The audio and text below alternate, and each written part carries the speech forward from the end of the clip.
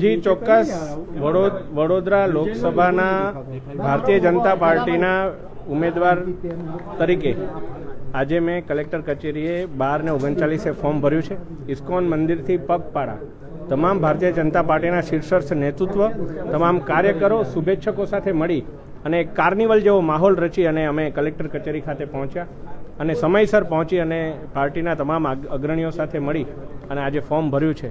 હું ફરીથી આપ સૌના માધ્યમથી કેન્દ્રીય પાર્લામેન્ટરી બોર્ડ, અમારા રાષ્ટ્રીય નેતૃત્વ, અમારું રાજ્યનું નેતૃત્વ તમામનો હું આભાર માનું છું. વડોદરાની જનતાનો આભાર માનું છું કે આશીર્વાદ આપે મને આપ્યા છે અને આવનારા દિવસોમાં વધારેના વધારે આપની કઈ રીતે સેવા કરી શકું એના માટે હું સતત કાર્યરત રહીશ. ઠેકેદાર તરીકે તમારે જે હતા સમિતિના છે શું? જી ચોક્કસ.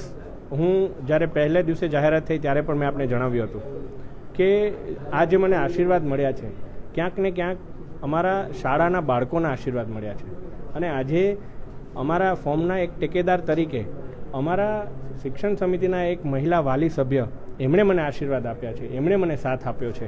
હું આપના માધ્યમથી આદરણીય શીતલબેનનો પણ ખૂબ ખૂબ આભાર માનું છું. ધન્યવાદ.